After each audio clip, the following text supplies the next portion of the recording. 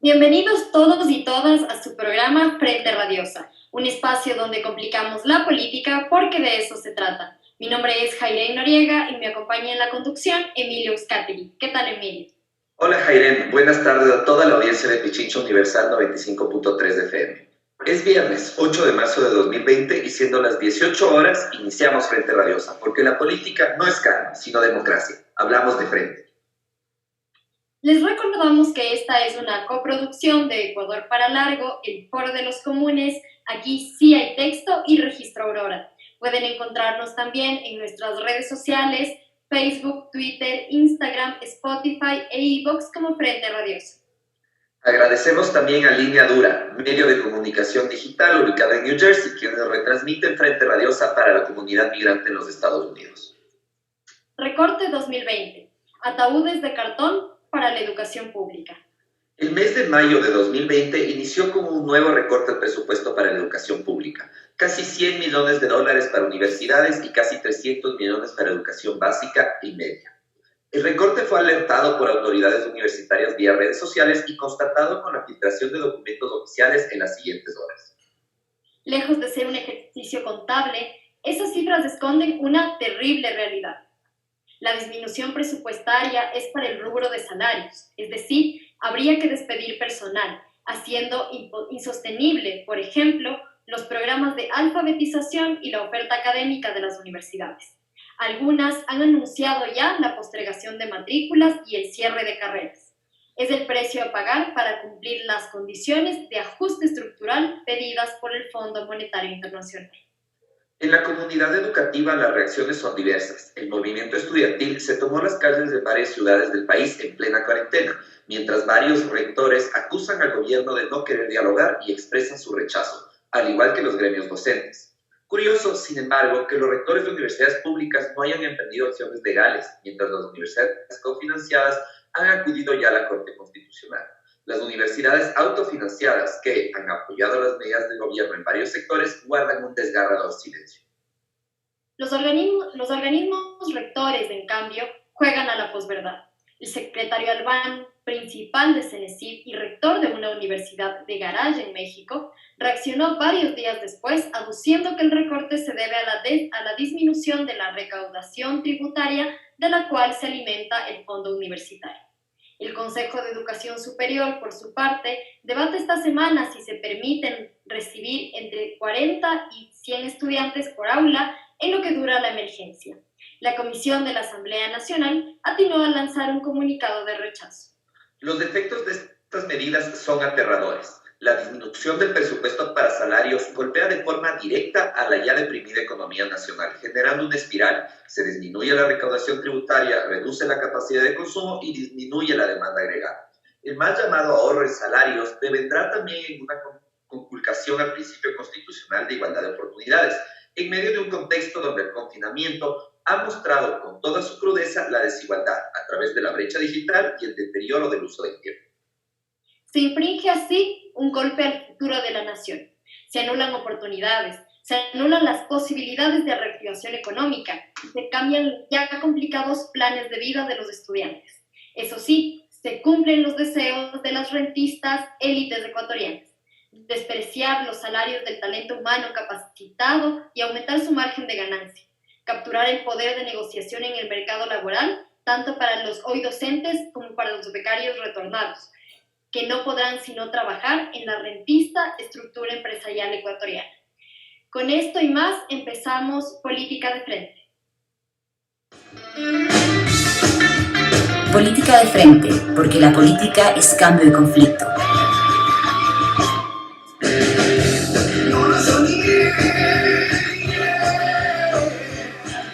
Damos la bienvenida a nuestros invitados. María Augusta Espín, vicerrectora de la Universidad Central. Daniel Bisuete, investigador y un experto en opinión de ciencia y tecnología. Y David Añasco, docente investigador de la UNAE y vicepresidente de la Asociación de Docentes. Bienvenidos. Bienvenida María Augusta.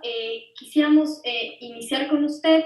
En tanto vicerrectora de la Universidad Central del Ecuador, la segunda universidad que recibe la mayor cantidad de estudiantes de las universidades públicas, la primera es la Universidad de Guayaquil, ¿Cuál es su lectura política del recorte presupuestario? Luego vamos a analizar cómo cada universidad le ha ido afectando o le afectará este recorte presupuestario, que además inició en el año 2018. Sin embargo, quisiéramos una lectura más política de este recorte. ¿A qué intereses está respondiendo el Estado ecuatoriano cuando pretende recortar el rubro de salarios de los docentes? Bienvenido. Bueno, muchas gracias. Buenas tardes. Tengan todas y todos. Es un placer estar aquí con ustedes. Irene, Emilio, Daniel y David. Es un gusto poder compartir con ustedes este espacio.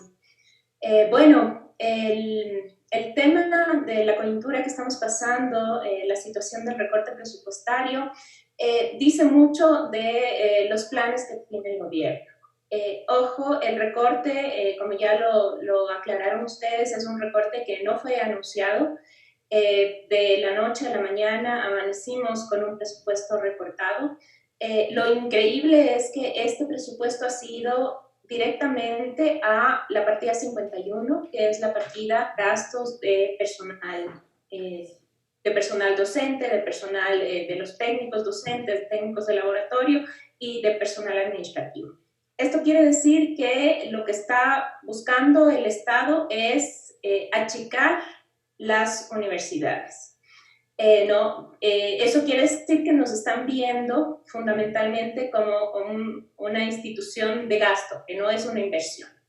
Esto tiene varias implicaciones. En primer lugar, la universidad se ha caracterizado a lo largo del tiempo en ser una fuente de empleo importante dentro de los países, de los distintos países. Nosotros todo el tiempo estamos en crecimiento porque constantemente se está ampliando el cupo para el ingreso de estudiantes, esto por solicitud fundamentalmente de las entidades como el CES o la CENESID. Entonces, constantemente nosotros tenemos que ampliar el cupo y eso implica que constantemente tengamos que necesitar más docentes. Adicionalmente, se están abriendo carreras, se están abriendo nuevas líneas del conocimiento de acuerdo a los requerimientos de la sociedad. Y eso también hace que constantemente necesitemos más docentes.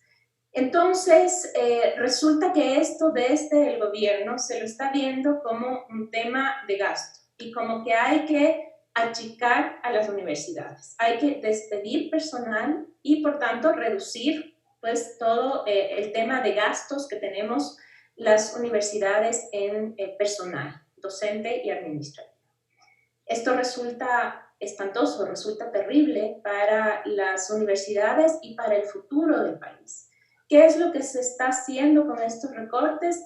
Básicamente estamos condenando a las universidades, en primer lugar, a dejar de hacer otras actividades sumamente importantes como la investigación y la vinculación con la comunidad, ya que los profesores tendrían que dedicarse exclusivamente a dar clase, es decir, retrocederíamos en el tiempo impresionantemente.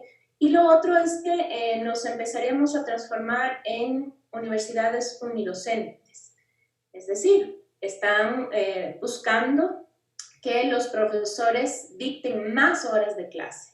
Dictar más horas de clase implica que pues, los profesores asuman las horas que dejan libres estos profesores contratados a los que vamos a despedir. Y esto quiere decir que están viendo cómo que las universidades no formamos profesionales a partir de contratar especialistas para formar estos profesionales. Quiere decir que desde el Estado están entendiendo que un docente puede dar muchísimas cátedras de distintas características, ¿no? En el caso de la Universidad Central, por ejemplo, esto se vuelve totalmente claro en áreas de las ciencias de la salud humana. ¿Cómo le pido, por ejemplo, a un profesor del área de nefrología que dé ginecología? O a un odontólogo especializado en determinadas prótesis dentales que se meta en algo que no es de su campo de especialidad.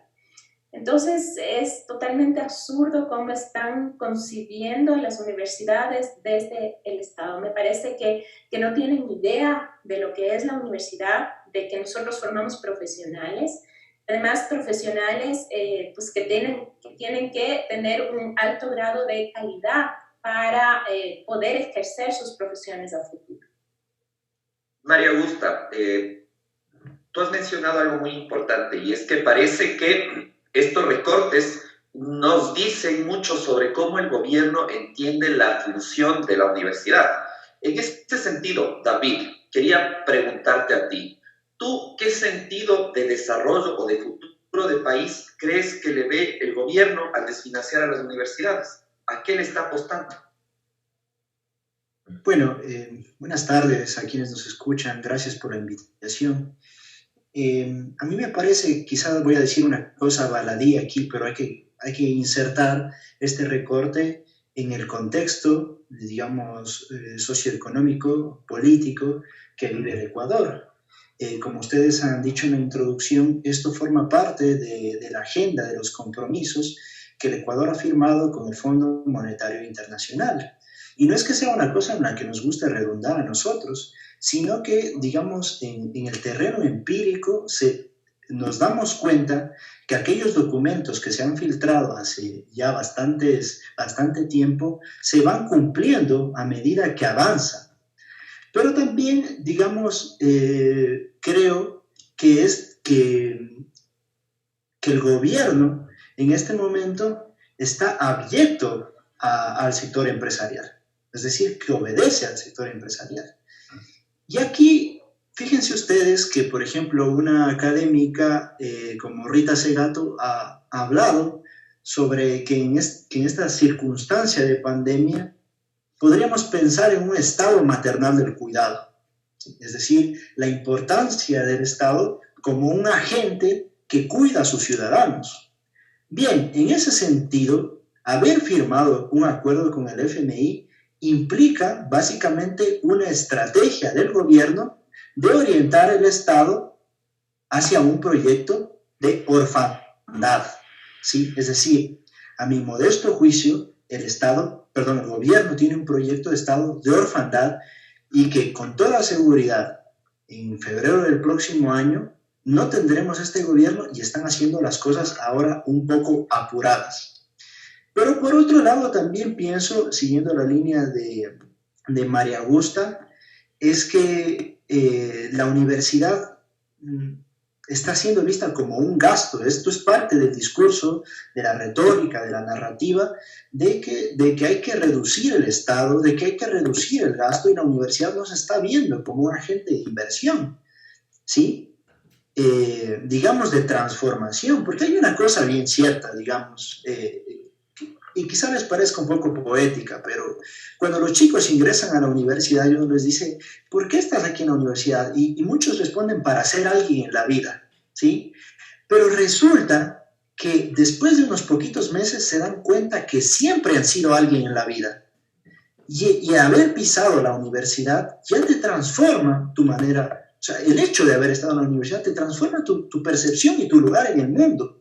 Entonces, esta visión, digamos, empresarial, neoliberal, lo que hace es apartar a la gente de la oportunidad de percibirse como alguien importante en la gestión de lo social, en la gestión de relaciones, en el intercambio de conocimientos, y entonces esas oportunidades quedan una vez más restringidas a ciertos grupos y a ciertas capas sociales. Entonces lo que veríamos en poco tiempo, ni siquiera a mediano plazo, es una migración, ¿sí?, de docentes, como decía María Augusta, hacia como ustedes lo estaban planteando también, al mercado, a trabajar en el ámbito rentista, ¿no?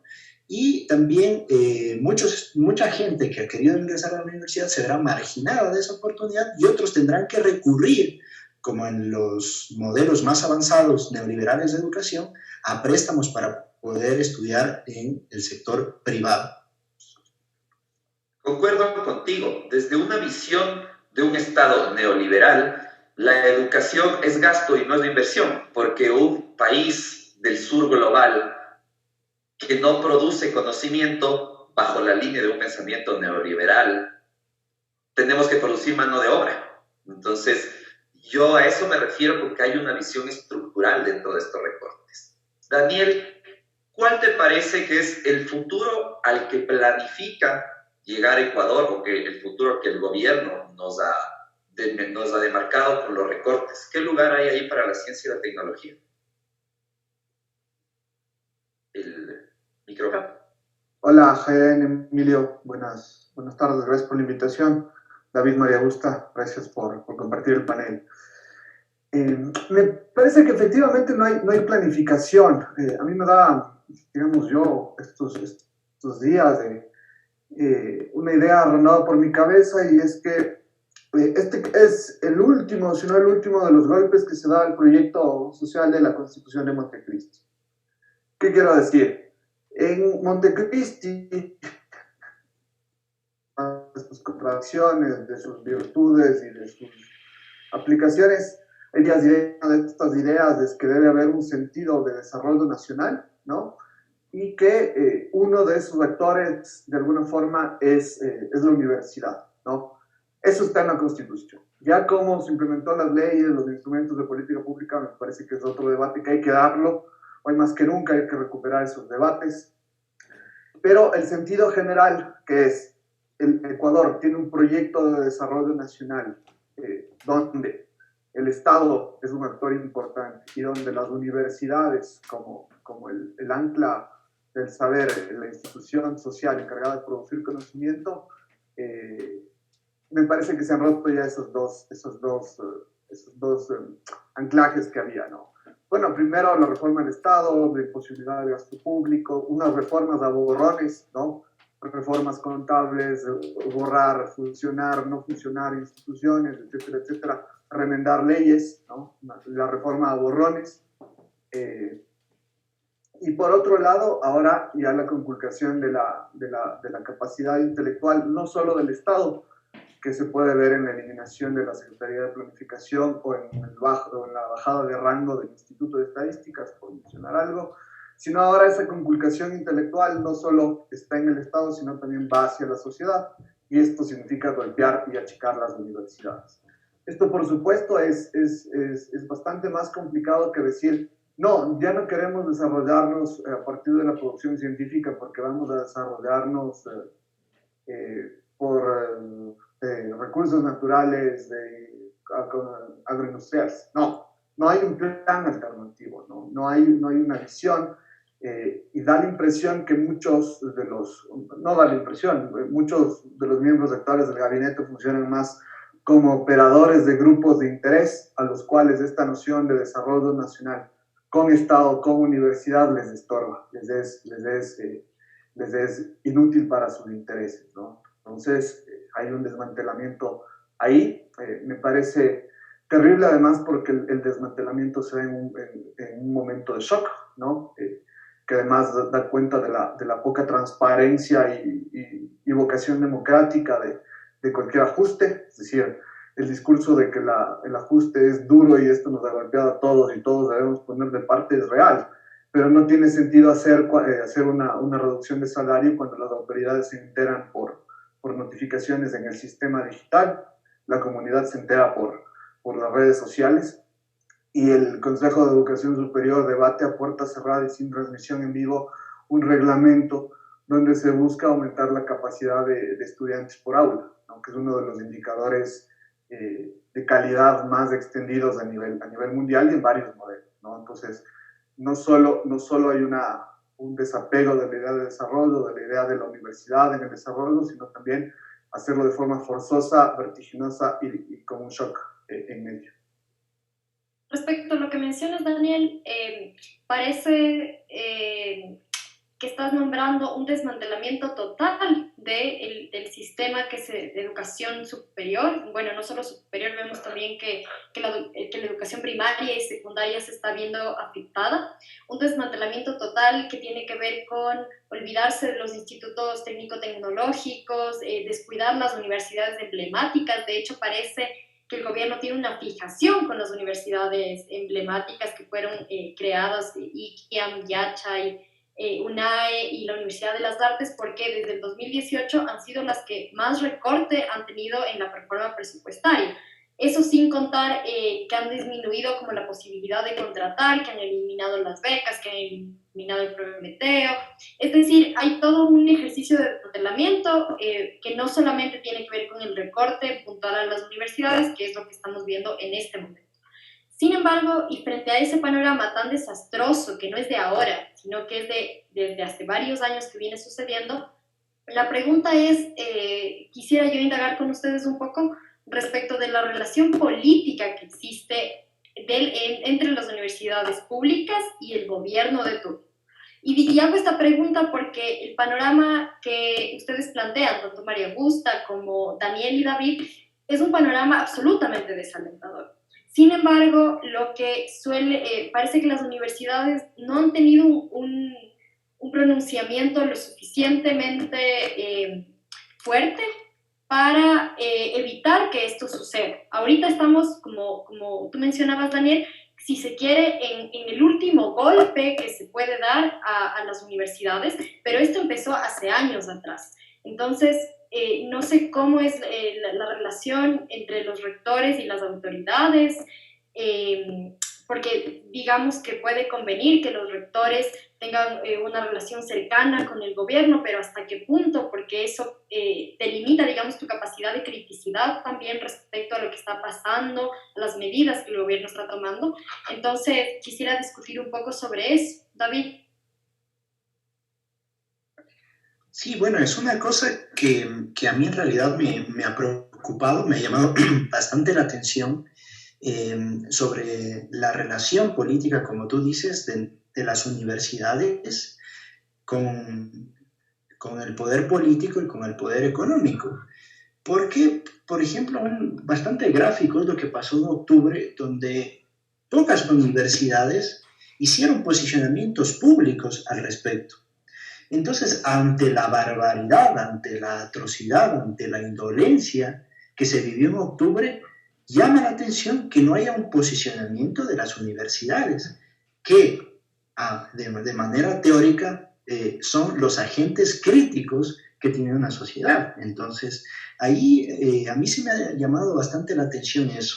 Mi hipótesis al respecto es que históricamente la universidad ha ido acumulando, ¿sí?, sectores, digamos que como se dice, como dicen nuestros mayores, con rabo de paja, que limitan a las universidades a lanzarse a una crítica directa. Yo estudié en la Universidad Nacional de Loja y, o sea, la Universidad Nacional de Loja, con todas las complicaciones que tuvo en los últimos años, era bastante difícil que se meta pues al debate, porque, o sea, iba a tener una devolución, una crítica de la gente. Es como lo que vemos hoy. Vemos un recorte y entonces vemos a la gente que reproduce estas ideas de pero ¿por qué ganan tanto los profesores? Y se comienza a cuestionar, ¿no?, esto. Entonces, como que la universidad tiene un miedo y se agazapa, prefiere agazaparse antes que llegar a cuestionar el poder, porque tiene miedo que se cuestione también el poder que sigue viviendo, que pervive dentro de las universidades. Entonces, yo pienso que afortunadamente estamos viviendo nosotros un recambio generacional de pensamiento en las universidades que podría de alguna manera matizar esos posicionamientos, y entonces los académicos, los profesores, las profesoras, hemos salido a las calles con nuestros estudiantes pese al silencio institucional. Entonces hay como una movilización por debajo y una movilización subterránea del sector universitario, pero hay un silencio institucional. Ahí implementar un poco estas ideas que nos ha lanzado David. Yo pienso que también hay que entender un poco la lógica del sistema de educación superior. Recordemos que las universidades no somos entes, aunque se supone que en el papel somos entes autónomos, no somos entes autónomos. Nosotros tenemos organismos rectores de la educación superior que nos están todo el tiempo pues controlando respecto al tema de la legislación universitaria, respecto al tema de la calidad y la evaluación, y también respecto al tema presupuestario. En las universidades tenemos todo este gran aparataje, digamos, por encima de nosotros. Entonces, recordemos qué es lo que ha pasado con las universidades. Durante la primera etapa de evaluación de las universidades empezaron a ver que estos organismos rectores de la educación superior tenían un poder grande respecto a las universidades y a su futuro. No, recordemos que varias universidades fueron cerradas. No quiero decir que haya estado mal el hecho de que las cierren, pero el solo hecho de ver que eso era algo efectivo, es decir, que organismos rectores de la educación superior podían lograr cerrar universidades, pues inmediatamente a las universidades les entró toda esa idea de que no es que somos tan autónomos, no es que somos tan, digamos, capaces de responder frente a lo que sucede a nuestro alrededor respecto a los distintos gobiernos, sino que pues a nosotros nos tenían bastante bien agarrados, digamos. ¿Qué pasó luego? Pues se hizo una nueva evaluación a las universidades, a muchas universidades las clasificaron, ¿no? Y, digamos, perdieron la mayoría la categoría A. ¿Qué implicaba eso? Perder presupuesto.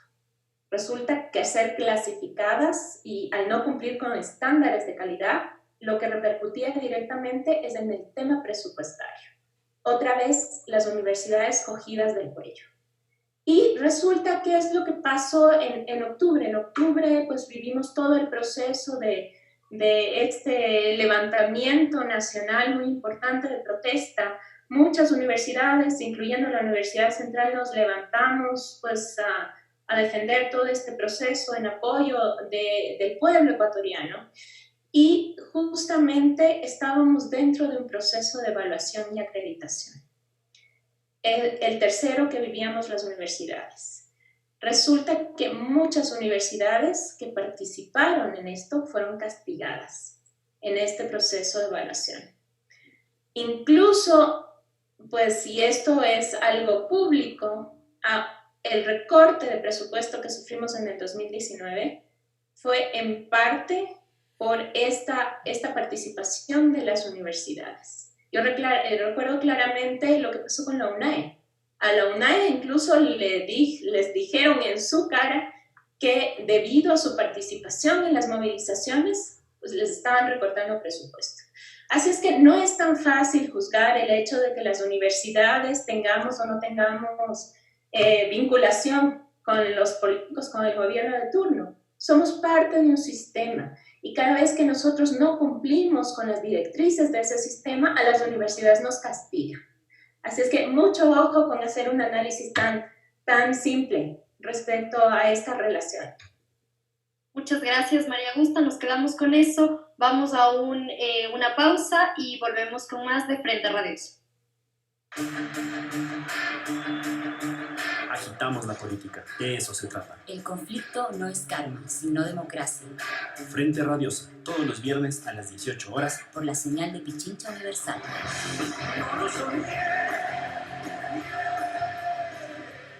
Seguimos con nuestro programa Frente Radioso. Les recordamos que estamos en la señal de Pichincha Universal 95.3 FM. Además, pueden encontrarnos a través de la señal de Facebook Live de Pichincha Comunicaciones o seguirnos a través de nuestras redes sociales en Twitter, Facebook, Instagram, iVoox y Spotify como Frente Radioso. Daniel, ¿qué opinión te merece la relación política de las universidades con el gobierno del turno? ¿Existe ahí una cierta obsecuencia con el poder? ¿Hay que ser más cuidadosos con ese análisis? Como decía María Augusta, ¿qué opinas? A ver, a mí me da la impresión que hay que tener en mente cuatro cosas. Primero, nuestro sistema universitario es muy heterogéneo, es decir, nuestras instituciones son un mundo cada una, ¿no? Segundo, el andamiaje institucional y legal que las guía, norma, contiene, regula, etcétera, etcétera, es muy complejo, digamos, no es tan sencillo como decir solo la LOES guía la educación superior, solo el Código Ingenio guía la educación superior. Hay un conjunto de otros aparatos jurídicos que intervienen, de otras instituciones que regulan colateralmente algunos datos, ¿no? Tercero, me parece que es importante también pensar la lógica interna de las universidades en términos del cogobierno, ¿no? El cogobierno de alguna forma expresa una relación de poder interna que yo te diría casi que hay que ver institución por institución cómo funciona. Y como cuarto elemento, me parece que una de las cosas que sigue pendientes en la historia reciente del país es la reflexividad que tiene la universidad de cómo se percibe a sí misma, ¿no? Eso me parece que sí es una deuda pendiente. Grafico cada uno de estos 4 puntos brevemente, ¿no? En el Ecuador existen 3 tipos de universidad según sus fuentes de financiamiento, por así decirlo. Las universidades públicas, todo el dinero viene del Estado, ¿no es cierto?, por gratuidad, etcétera, etcétera. Universidades cofinanciadas, grupos sociales que tienen universidades y el Estado contribuye una parte de su financiamiento en reciprocidad o complementariamente a la misión de estas universidades, y las universidades autofinanciadas, es decir, todo opera en términos de oferta, demanda y costos, donde la ley manda que haya prohibición de lucro, ¿no? Eso allá, digamos, te da unas ciertas diferencias porque unas son de derecho privado, otras son de derecho público, unas están amparadas bajo modus vivendi, otras bajo otras particularidades. Una de las virtudes de la ley de la LOES aprobada en 2011 era que de alguna forma trataba de disminuir estas diferencias, y creo que su mayor efecto fue sobre todo en las universidades públicas, ¿no? Recordar, por ejemplo, que había universidades públicas como la EXDESTE, la institución donde yo estudié, que sin ser la tercera institución en población estudiantil era la tercera que recibía asignación de recursos. Digamos, eso se trató de igualar y se trató de generar. El análisis de la LOES, por supuesto, da mucho más de eso, pero es uno de sus efectos, ¿no? A continuación, el tema del andamiaje institucional. El Ecuador, y esto es una cosa digno de más de un análisis. Cada que hay un cambio constitucional, su sistema universitario entra en debate, ¿no? Y esto no es anecdótico, podría ser anecdótico si no es porque en el Ecuador cambiamos de constitución casi cada 10 años. Entonces, de alguna forma, hay una cuestión ahí de que hay un pacto social, no solo el constitucional, como decía al inicio, sino también el pacto universitario, está siempre en juego. Entonces, no hemos tenido un esquema de regulación ni de educación superior ni de ciencia y tecnología que dure más de 8 años íntegro, ¿no? Es decir, ningún esquema de gobernanza ha logrado vivir ni siquiera un periodo gobernativo y medio. Eso es importantísimo en términos de ciencia y tecnología y de políticas universitarias porque las instituciones tienen aprendizajes por sus trayectorias. Entonces, si cada tanto tienen una curva de aprendizaje, eso se perturba, ¿no? Eso es una reflexión que es para todos. Eso es una reflexión para las autoridades, para los rectores, para los estudiantes, para los profesores. Esto es todo, ¿no?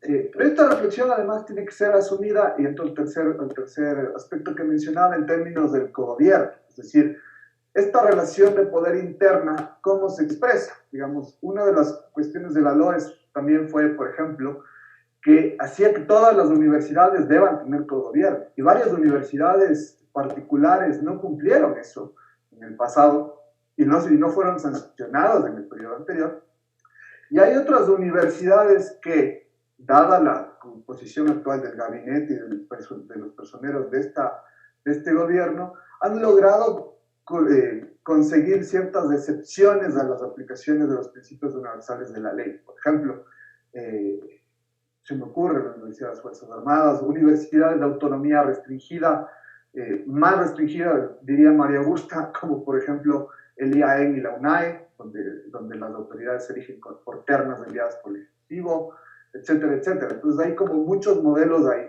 Y a mí me da, para conectar con el cuarto punto, me da la idea de que el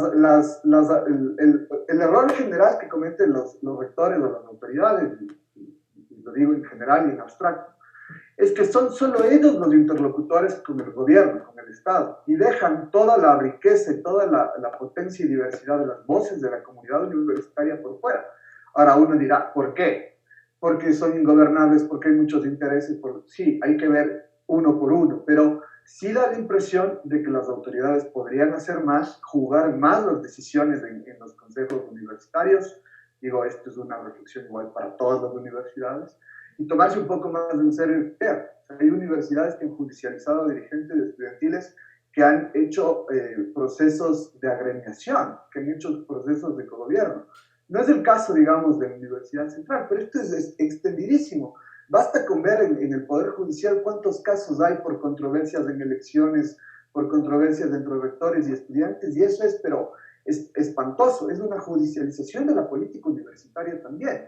Y esa es una reflexión que no se ha hecho en el sistema universitario. Muchas gracias, Daniel. María Augusta, ahora que estamos conversando sobre el sistema de educación superior y las relaciones entre sus actores, parece que el gobierno busca desmantelar el sistema de educación superior pública para basarse, en algo que dijo David, para basarse en un sistema de educación privada y crédito. De lo contrario, ¿cómo explicas que los voceros de las universidades particulares no se han expresado en contra de la medida de reducción? ¿Hay falta de solidaridad de las universidades privadas o tienen una agenda propia en el marco en su intención de crear un nuevo sistema de educación superior? ¿Qué opinión te merece esto? Bueno, el día de hoy fue la reunión de la Comisión de Educación de la Asamblea, y ahí participó el rector de la Universidad Politécnica, perdón, de la PUCE, de la Pontificia Universidad Católica. Y él habló también a favor de las cofinanciadas, porque también se está haciendo un tema de recorte presupuestario. A ellos les están afectando en el tema de las becas que se dan a estudiantes que carecen de los recursos para poder estudiar.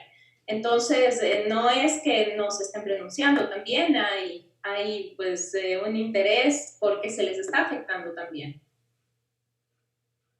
David. Digamos que, Emilio, yo solamente quisiera hablar de, por ejemplo, universidades como la Universidad de las Américas o la Universidad San Francisco de Quito, que, digamos, a mi modo de ver, son universidades que dentro del sistema universitario juegan un rol distinto al de las universidades cofinanciadas.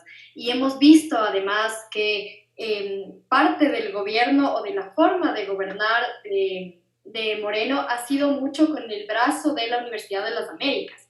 Entonces, estamos viendo un desmantelamiento de la universidad pública en favor de las universidades privadas, casi que obligándonos a migrar a un modelo chileno, a un modelo de endeudamiento de las y los estudiantes y que claro que es insostenible para quienes no tienen los recursos. David. Sí, yo creo que la pregunta que hace Emilio y la aclaración que haces tú, el matiz que haces tú, viene, o sea, digamos que, o sea, yo en estos últimos días de pandemia creo que he vuelto mucho a mi posicionamiento marxista, porque me parece que las cosas de clase vuelven a estar como tan de frente que uno, o sea, no las puede evitar o evadir. Y es el tema, o sea, no le podemos decir a la UDLA o a las universidades privadas que defiendan lo que para ellos está bien, digamos, ¿no? No se pueden ir en contra de su posición. Exacto, de su posicionamiento de clase. Entonces, eso lo estamos viviendo en la UNAE también. O sea, la UNAE en este momento tiene un rector neoliberal. O sea, es un rector que ha defendido públicamente las políticas de Martínez y que hoy las está padeciendo. Como dicen nuestros mayores, una vez más, el diablo le paga mal a sus devotos. Entonces, él está en este momento entrampado en eso, pero no sale a decir que lo que está fracasando es el proyecto neoliberal que impulsa el gobierno. Pero además digamos, de hipotecar las oportunidades de la gente, de los estudiantes, está hipotecando las posibilidades de desarrollo. O sea, en todas las sociedades, un vector de desarrollo importante es la universidad. O sea, si no nos pongamos izquierdosos si queremos, pero veamos, por ejemplo, un país como Corea del Sur, donde su inversión en ciencia y tecnología alcanza el 5% del PIB. Entonces, es como, digamos, sería extraño que estas universidades contradigan su propio mandato, su propia lógica de entender las relaciones sociales, ¿no? Daniel. A ver, a mí me parece que en esta heterogeneidad de casi 60 universidades que tiene el sistema de educación superior, ¿no? Unas anteriores a la República, como la Universidad Central, otras que existen, que tienen menos de edad que yo, porque que nacieron después del 92, y hay un boom de universidades, sobre todo privadas, de esa fecha, tienen lógicas distintas, comprenden el mundo de formas distintas. A mí me parece que lo problemático ahí es que efectivamente se puedan controlar, por ejemplo, el no fin de lucro de las universidades privadas y los conflictos de intereses. Es decir, me parece a mí absolutamente irracional que la universidad pública más grande del país esté intervenida por una autoridad ligada a una universidad autofinanciada de Guayas también. Como, eso me parece que no está bien, ¿no? Una cosa y un partido político, además. Te refieres claramente a Roberto Pazlich. Me refiero ya digamos a las cosas con claridad. Además, cuya hija es miembro de la Comisión de Educación de la Asamblea Nacional. Eso no es autonomía, eso no es libertad, eso no es, esos son conflictos de intereses, claramente porque la decisión está capturada. Y está capturando además a costa de la igualdad de oportunidades. No es un problema monopólico, ¿no? Esto no es el mercado, estos son los derechos. Eso es absolutamente grave, ¿no? Digamos, y de ahí hay otras cosas que sí están, mal que nos pese, un poco más en la libertad y en la autonomía y tal cosa. Es decir, cada rector sabrá si la calidad de profesionales, científicos y interventores en la opinión pública que tiene y a quién le respalda. Es decir, eso, digamos, mal que nos pese, es parte de esta cuestión también. Para cerrar, digamos, me parece además que este gobierno en particular no ha entendido bien el rol de la universidad, pero no solo eso, sino que no tiene un entendimiento bien de qué hace y qué es la universidad. Recordar que este gobierno era el encargado de gestionar la incorporación de las 4 universidades emblemáticas de reciente creación al FOPEDEUPO y hacer que eso sea de forma poco traumática para las universidades que estaban ahí. Es decir, entran 4 más, yo tengo que ver cómo hago para hacer alcanzar la plata, por decirlo muy coloquialmente. Pero este gobierno también fue el que ofreció la creación de 2 universidades más. No nos olvidemos. La Universidad de Santo Domingo, además que ha sido un continuo vaivén entre que hay un campus nuevo de la Universidad de las Fuerzas Armadas y el secretario anterior, Albán, dijo, no, mejor hagamos una universidad propia y firmaron escrituras y cosas. Y la Universidad Indígena Paramount-Tahuasi. La pregunta es, si hoy están recortando por vía mail el FOPEDEUPO, y no preveyeron, no hablaron con las autoridades, además que una vez instalada la Asamblea del Sistema de Educación Superior, están a un chat de distancia, ¿no? Hay un canal institucional para ponerse de acuerdo. ¿Cómo iban a gestionar la incorporación de 6 universidades al fondo universitario? Entonces, eso da cuenta del poco entendimiento que tiene el Ejecutivo de cómo funciona la universidad y el desconocimiento del propio país que está gobernando, ¿no? Eso es absolutamente esquizofrénico en mi forma de ver. María Augusta, en redes sociales hay distintos criterios respecto del recorte a las universidades. A mi parecer, o de lo que yo he logrado medir un poco en redes sociales, hay una gran porcentaje de estudiantes, docentes, familiares y demás que apoyan, por supuesto, los pronunciamientos tanto del rector de la Universidad Central y otros rectores, como de los docentes, de estudiantes, diciendo que el recorte no debería existir, que no se debería recortar a la educación.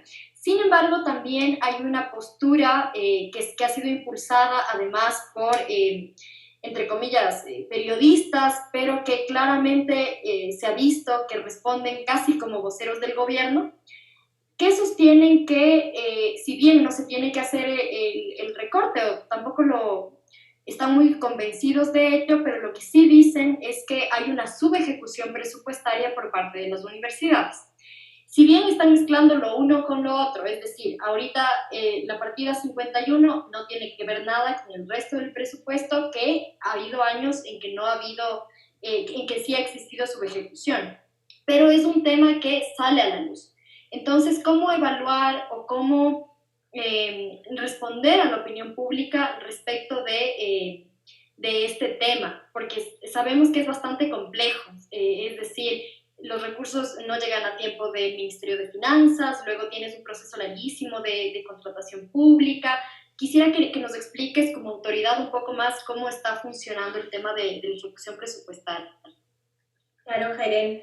Bueno, justamente es súper sencillo cuando uno no está, digamos, metido dentro de toda esta lógica de ya la función administrativa de las universidades, juzgar el tema de que no existe una ejecución al 100%, digamos.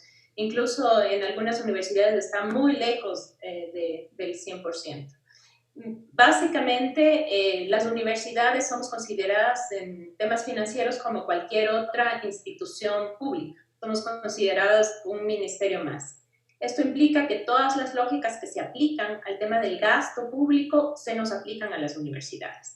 ¿Qué quiere decir esto? Primero, que nosotros tenemos que esperar por asignación presupuestaria. La asignación presupuestaria generalmente se conoce, es decir, uno sabe en papeles cuánto le va a tocar en el año en marzo de cada año. Luego hay que esperar la disponibilidad presupuestaria, es decir, que de esos papeles que uno ya conoce cuánto le va a tocar, pueda empezar a gastar. Eso generalmente pasa entre julio y agosto de cada año.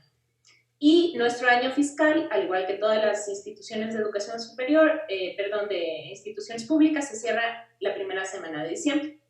Eso te da fundamentalmente 4 meses para ejecutar un presupuesto de 12 meses.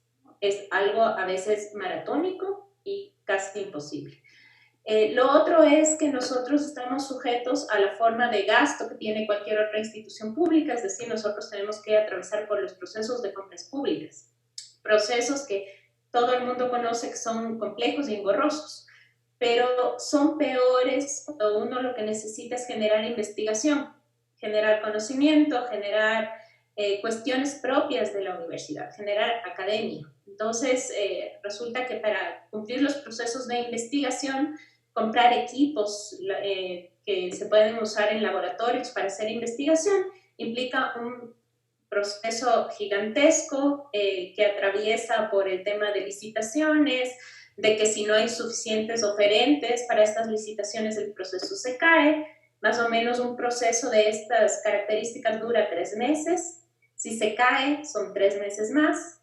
Eso quiere decir que un proceso puede llevarte tranquilamente 6 meses de los 4 que tienes para gastar tu presupuesto. Entonces, realmente es una cuestión sumamente compleja. También ocurría que lo que no ejecutaste en el año fiscal, pues eso te retira el ministerio y a veces no lo vuelves a ver, ¿no? Nosotros estamos reclamando justamente por 18 millones que nos adeudan desde, me parece que el 2016, y pues hasta ahora no los podemos recuperar. Igual tuvimos un proceso larguísimo para recuperar los fondos que no se pudieron ejecutar por incumplimiento de un contratista en el edificio de la sede de Galápagos de la Universidad Central. Entonces fueron años de pelea para recuperar eso y que se pueda volver a construir. Entonces no es tan fácil, digamos, ser una universidad porque realmente desde el gobierno, desde la lógica de cómo se manejan las finanzas, nosotros somos un ministerio más y eso complica la vida y la ejecución presupuestaria de las universidades. En algún momento me preguntaban, pero ¿cómo hay universidades que están en las mismas condiciones y sin embargo tienen sus presupuestos mucho más ejecutados, ¿no? Con mayor porcentaje de ejecución? Y les decía, bueno, o sea, si tú metes en un saco a todas las universidades, estás cayendo en algo que los investigadores sabemos que no debemos hacer, ¿no? Entonces, no es lo mismo tener una universidad de 8.000 personas que tener una universidad de 50.000. El tema de la ejecución presupuestaria no es igual en estas condiciones. No es lo mismo, por ejemplo, tener solo un área del conocimiento que tener 4 áreas del conocimiento distintas. No es la misma situación para ejecución. No es lo mismo ser una universidad que está en las grandes ciudades a ser una universidad que está en las pequeñas ciudades. Entonces, las universidades, o sea, no pueden meterse todas en un saco, ya lo ha dicho Daniel varias veces. Es un mundo súper complejo, tenemos muchísimas diferencias, entonces es importante, al menos si queremos hacer un análisis real, concienzudo y muy pensado en ver todas estas diferencias y entender los distintos procesos. Ahora, vamos con una, ya nos está apretando un poco el tiempo, así que quisiera hacer una pregunta final para todos. Emilio, si me permites, que una cosa importante que tengo que agregar aquí, porque miren, en diciembre hubo una revuelta muy importante en la UNAE, donde, digamos, llegamos a una coalición entre estudiantes y docentes reclamando por el recorte presupuestario que para este año ya fue del 60%, ¿sí? Pero, o sea, es que esto que explica María Augusta es bastante tramposo por parte del gobierno. ¿Cómo lo explica? Dices que no ejecutaron. Entonces se lava las manos y lo explica a la opinión pública y dices, miren, es que no ejecutaron. Es decir, en subtítulo está diciendo son incompetentes, no saben ejecutar. Pero lo que pasa es que siempre, no, o sea, no hay disponibilidad presupuestaria. Y este problema no es solo un problema financiero, es un problema político. Porque ¿por qué no le estaban dando a la UNAE? ¿Por qué le estaban recortando esa cantidad? Le estaban recortando para asfixiarla, porque en el ámbito educativo, la UNAE se estaba volviendo un contradictor, un crítico, un sujeto crítico hacia el gobierno. Entonces, hoy vemos que a la mayoría de las universidades se les ha recortado el 11%, pero a la UNAE se les ha recortado el 18%. Entonces, el recorte es tan brutal en este momento que compromete a todo el sistema, pero más a aquellas universidades pequeñas de reciente creación. Pero la complejidad es doble. ¿Por qué? Porque implica que su cogobierno está atado de manos. Su cogobierno depende de una directriz y en el caso de la UNAE, digamos, lo triste es que, como decía Dani, el Mineduc envía la terna. O sea, digamos, es una cosa legal, pero no es una cosa legítima. No es una cosa legítima que un gobierno que tanto golpea a la UNAE decida quién va a ser el candidato y que un grupo pequeño de titulares tenga que elegir. Y eso será hasta el 2026. Entonces, no es un problema financiero, digamos, a mí me parece que... Es un problema político. Es un problema político. Pero interrumpo, David, es muy importante, estamos con poco tiempo. María Augusta, quisiéramos saber, desde el punto de vista tuyo y desde la Universidad Central, ¿cuáles van a ser las afectaciones reales del corte presupuestario? ¿Va a mermar calidad, menos docentes? ¿Van a poder seguir operando? Eso nos parece fundamental. A ver, básicamente nosotros tenemos 500 docentes a contrato, más los técnicos docentes, técnicos de laboratorio, analistas de laboratorio, digamos que son alrededor de 749, me parece con exactitud, nuestros contratos. Se ha hecho un cálculo general de cuánto nos costaría sostener esos contratos hasta finales del año, hasta diciembre. Nos costaría más o menos 6,5 millones. Nuestro recorte es de 11 millones. Eso quiere decir que no podemos sostener esos contratos. Sin esos contratos, pues aparte de dejar a toda esta gente sin trabajo en esta época, tendríamos como más de 11.500 horas de docencia que no se están cubriendo. Esas horas de docencia no la pueden asumir los titulares. Por más que les reventemos a los titulares, que nuestros titulares dejen de ser investigadores, dejen de hacer vinculación, dejen de hacer cualquier otra cosa y se dediquen a dar exclusivamente clase, incluso dejándoles pues sin horas de preparación de clase, de calificación de exámenes, no se logra cubrir ese déficit. Por tanto, nosotros no podríamos funcionar. A mí me preocupa fundamentalmente el tema de nuestras ingenierías y medicina, que son, digamos, las dos áreas donde tenemos más profesores contratados. Esto en ingenierías fue en el 2013, en el 2013 pues, se fue casi el 80% de la planta docente, se ha tratado de cubrir con contratos, y esto querría decir que tendríamos menos del 80% de la planta docente en ingenierías. No podrían funcionar. En medicina, otro tanto. En medicina tenemos numerosos contratos, generalmente de especialistas, que son los que hacen ya, primero, enseñanza específica de especialización médica y segundo, que son tutores en hospitales. Ellos tampoco podrían trabajar con nosotros, tendríamos que cerrar las áreas de la salud humana. Es decir, es una cuestión muy compleja. Agradecemos a nuestra invitada e invitados. Esperamos tenerlos nuevamente en otro programa de Frente Radiosa. Emilio. Les agradecemos muchísimo su presencia. Lamentablemente el tiempo nos apretó mucho. Esperemos seguir conversando. Es claro que la gravedad del asunto implica que el desmantelamiento de la educación superior está llegando a un punto altísimo. Es decir, ya no hay vuelta atrás y más bien hay que reunirnos para comenzar a pensar acciones.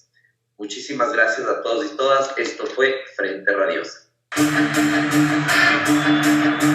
Agitamos la política, de eso se trata. El conflicto no es karma, sino democracia. Frente Radiosa, todos los viernes a las 18 horas. Por la señal de Pichincha Universal. No son